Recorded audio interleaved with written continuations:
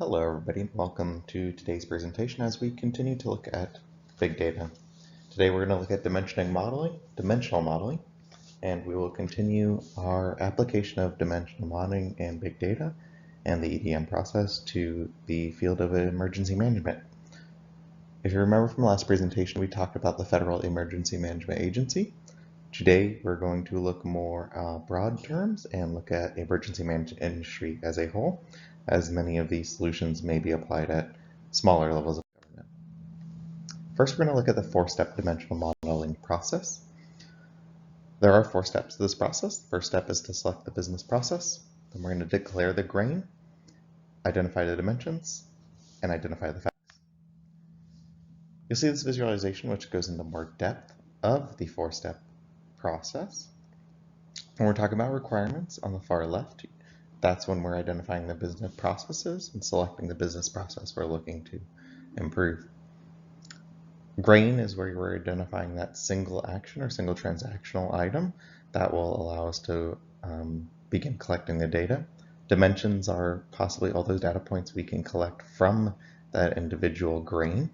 The most common example you might be able to use is a sales record. So when you buy something at a grocery store, you're going to get a receipt, and if you think of that receipt as your grain, your single transaction, and you consider all the items you might be able to pull from it, you can pull the time of the transaction, who the employee was that rang the transaction up, who the customer is, maybe what type of credit card they used, payment methods, all types of stuff just from that single grain. And those are going to be the dimensions. So each of those data sources or pieces of data that we can gather just from that grain are going to be our dimensions. And finally, the facts. The facts are really just the facts. They're the data, the hard data, but there are many types of facts. So when we look at facts, we're looking at basic, advanced, all types of way to look at that data, organize the data that's coming from our dimensions and how we can organize it. That's the 4-step process of the dimensional design process. As we go to the next stage, we're going to talk about fact tables and OLAP cubes. So when we're talking about facts and how we organize that data, there are basic and advanced ways. In our solutions for emergency management and applying these ideas, the basic fact table solution best use is a transactional record. This way we can look at individual transactions, whether it be aid distributed, aid received, however we want to track those transactions in a basic format. That would be the best way to use it in this field. When we look at more advanced-based facts table solutions, a lag and duration fact-based solution or structure may also be beneficial, and that may be beneficial from looking at your emergency management response based on levels of response and how long it takes to get there. So whether we're meeting restoration of power within a timely manner, and whether we're meeting the normalization of emergency services calls in a timely manner, and tracking that lag and that duration to how long we're reaching those points of steady state. When you talk about OLAP cubes, it's really taking all of the structure that we build on the back end and how our business end users are going to access that, and how they can take a simple query and get instant or quick information.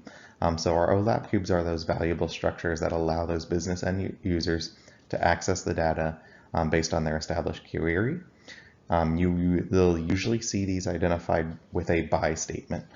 So when we talk about sales by year, sales by quarter, or if you want to talk about emergency management field, it may be response time by impact type, or maybe even total cost by hurricane level. So if we're looking at the total cost of all recovery efforts by category of hurricane, category 4, 5, 6, not 6, we're not President Trump, but 4 or 5, and how we adapt that. Rough dimensional models for this kind of setup, you're really looking at that transaction would be that aid provided, and then the different dimensions that we can pull off of that aid provided. So all of this would be in the grain, as it would say, meaning that in order to provide this aid, we would be filling out a form of some sort or gathering all this information in the provision of this aid or the care that's being distributed during the emergency. So when we're looking at this, this would be what we get off our quote unquote sales receipt. So when we're providing care to somebody, this is all the data we're collecting. This will be a rough idea of what that dimensional model looks like. When we're talking about the schema of how this will all look in the end, I think the most easily adapted schema we could use, of course, is a star schema. That's going to give us the fastest implementation speed and probably be the easiest to implement at all levels, which may be valuable when we're talking about local, state, federal level governments and emergency management.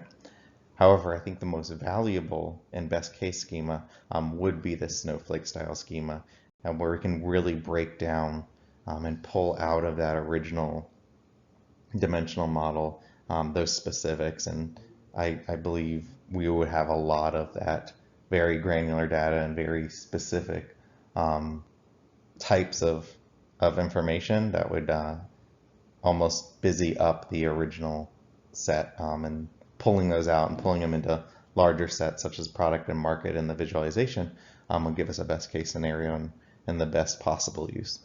So that's why a snowflake schema would be the best possible use in the emergency management field. Thank you for joining my talk today. If you have any questions, feel free to reach out to me. You can reach out to me on my wholesale email address, or find me on LinkedIn. These are references used for today's presentation, and thank you for joining us.